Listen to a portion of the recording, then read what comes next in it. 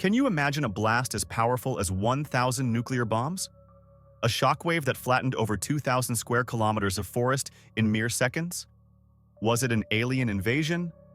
Or the result of some forbidden scientific experiment? Hey everyone, welcome to the World in 10 Minutes series. Today, we're going to talk about the largest explosion in human history, the Tunguska event. The Tunguska explosion happened in the early 1900s, specifically on June 30th, 1908, which means it's been 117 years. And to this day, we still don't know exactly what caused it. It's one of the most famous unsolved mysteries in history. Tunguska is actually a place, located in Siberia, Russia, near the Tunguska River. It's a remote and sparsely populated region, with only a few nomadic tribes living there. The nearest town is over 680 kilometers, about 420 miles away, a distance roughly equal to traveling from Beijing to Zhengzhou. In other words, this was truly the middle of nowhere.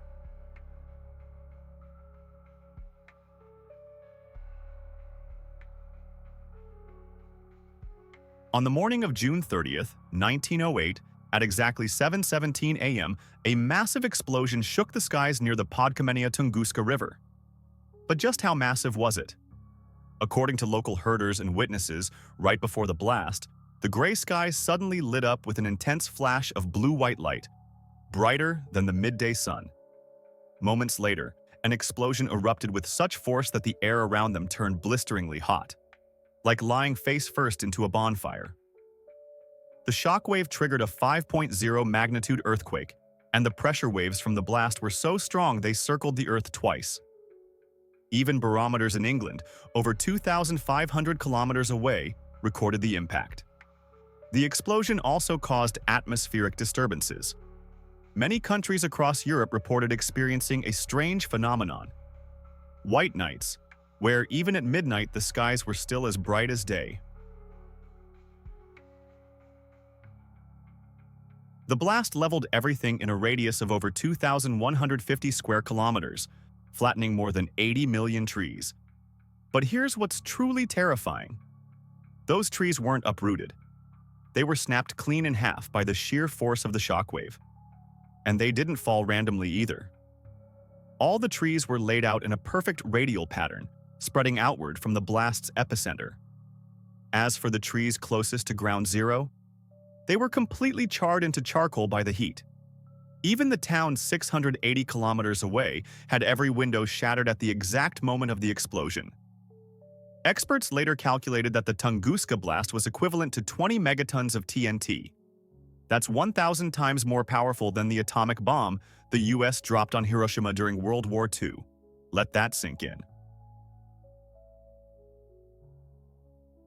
So why did it take so long to investigate such a major event? Well, that had a lot to do with the political chaos in Russia at the time. The explosion happened in 1908, but it wasn't until 1927, nearly 20 years later, that the first official expedition was sent to the site. That's because Russia had just gone through its first revolution, and the country was struggling with internal turmoil, economic collapse, and military conflict. They simply didn't have the resources to look into it. By 1927, the Soviet Union had been established for 5 years, and things were starting to stabilize. That's when they finally dispatched a research team to Tunguska. The expedition was led by Leonid Kulik, a Soviet mineralogist. He was the first to publicly propose the now famous theory that the explosion was caused by a falling meteorite. And so, 20 years after the Tunguska explosion, its secrets finally began to surface, bit by bit. The research team followed the direction in which the trees had fallen, and based on the devastating power of the blast, they made a bold assumption.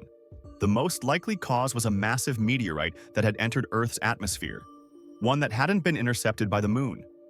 So, logically, there should be a huge impact crater at the center of the blast zone. But after extensive searching, the team found nothing. At ground zero, there was no meteorite, no obvious crater, just a dark, scorched area of sunken land. They even combed through nearby water pits, conducting a grid-style search, but still found no traces of any meteorite. That's when the team began to suspect. Maybe the meteor theory wasn't right after all.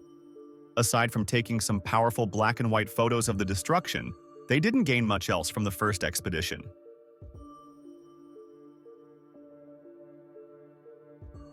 A few years later, a pilot flying over the area by chance took aerial photographs of the explosion site.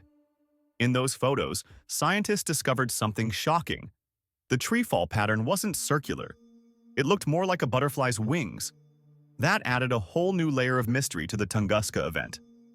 Researchers ran multiple explosion simulations using wooden sticks to mimic the blast pattern. After countless experiments, they concluded, only an explosion that occurred in midair could produce a butterfly-shaped shockwave like that. That explained why there was no crater, because if it was a meteor, it had exploded before it ever hit the ground. So now, putting the pieces together, we know a few things for sure. In 1908, something huge, fast, and extremely energetic broke through Earth's atmosphere. Right before impact, it exploded in the sky above Tunguska. But was it really a meteor? If it was, why did it explode in midair? And if it wasn't a meteor, then what on earth was it? That's where the wild theories began. Because the first expedition couldn't offer a clear answer, the world started to speculate wildly. Let's look at some of the more fascinating ideas people have proposed. Theory 1. Natural gas explosion. Some say the Tunguska event had nothing to do with meteors or aliens. Instead, it was a purely terrestrial phenomenon, an underground natural gas explosion. And honestly, there's some logic to it. The Tunguska region is known to have vast natural gas reserves, and natural gas leaks from the ground aren't uncommon. In fact, there have been cases in China where villagers mistook underground gas flames for holy fire and even used it to cook food. So if a large amount of gas leaked and met an open flame, it's theoretically possible that the resulting explosion could have ignited the entire underground gas field. But again, this is all just theory. There's no solid evidence, and the scientific team didn't find any massive sinkholes or burn traces beneath the surface. So, this idea remains unproven. But Theory 2. Antimatter annihilation. Others believe the explosion was simply too powerful to be caused by natural gas or even a typical meteor. So, what if it was antimatter? We'll dive deeper into antimatter in another episode, but here's a quick version. Matter has positive charge. Antimatter has negative charge. When the two collide, they instantly annihilate and release pure energy, producing an enormous explosion. According to Einstein's famous equation, E equals mc squared, just 1 gram of antimatter could release the equivalent energy of nearly 40,000 tons of TNT. So to match the force of the Tunguska blast, you'd only need half a gram of antimatter interacting with matter. But then the question is, where would that antimatter come from? Well, here's one theory. A meteorite from space was carrying just 0.5 grams of antimatter. As it entered the atmosphere, friction burned away the outer layer of rock, exposing the antimatter core. And the moment it came into contact with Earth's matter, boom. Instant annihilation. No crater, no remains, just a skyburst of pure energy. It's a self-consistent theory, but once again, we face the same problem. No evidence, and antimatter is still extremely rare and theoretical in this kind of context. Theory 3. The Tesla experiment. This next theory? It feels more like something out of a conspiracy thriller than a science journal. Forget planets. Forget natural gas. Some believe the real cause of the Tunguska explosion was a single man. Who? The one and only Nikola Tesla, the man who came closest to becoming a real-life god, the living version of Enel from One Piece.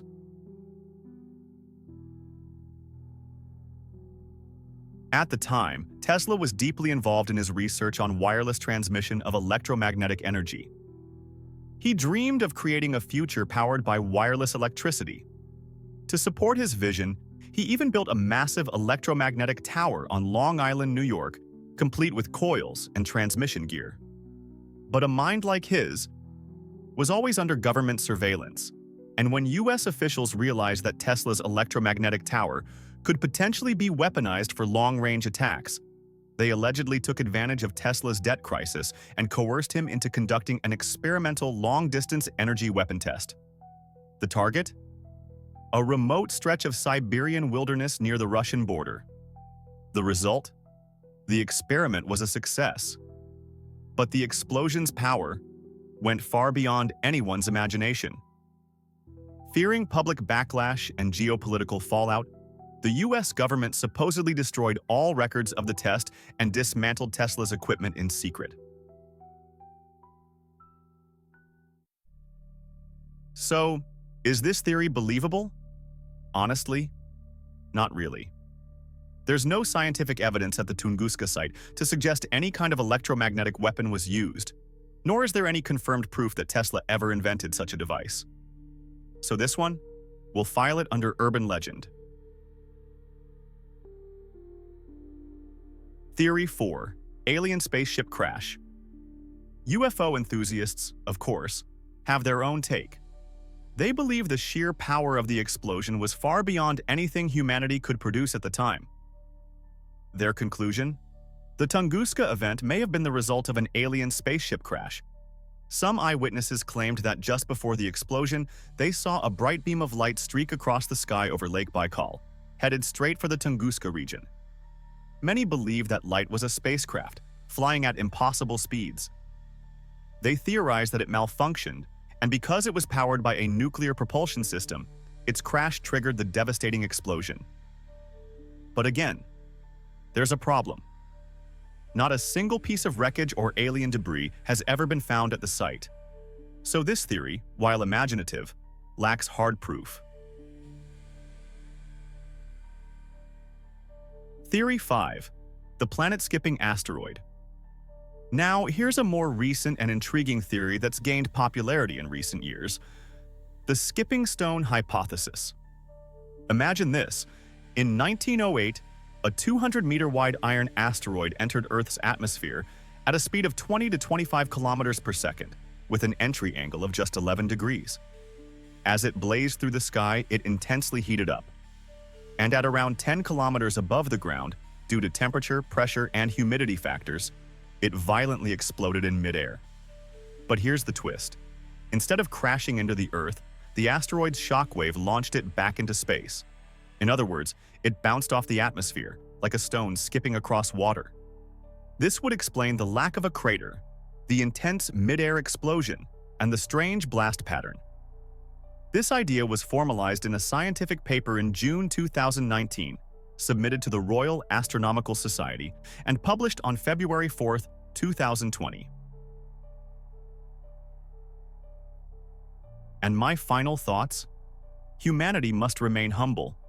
We may not be as powerful as we think, because just imagine, if the Tunguska explosion had taken place in a populated city or country, the result would have been utterly catastrophic. And the scariest part? Even now, over 100 years later, we still don't know exactly what caused it. If a higher life form truly possessed the ability to wield such power and decided to target us, we'd stand no chance. So, let me borrow a phrase from the world of gaming. For humanity to survive, we don't just need unity. We need to level up quietly, stay low, play smart, and don't get cocky. Let me know what you think happened that day in Tunguska. Drop your theories in the comments below. Down.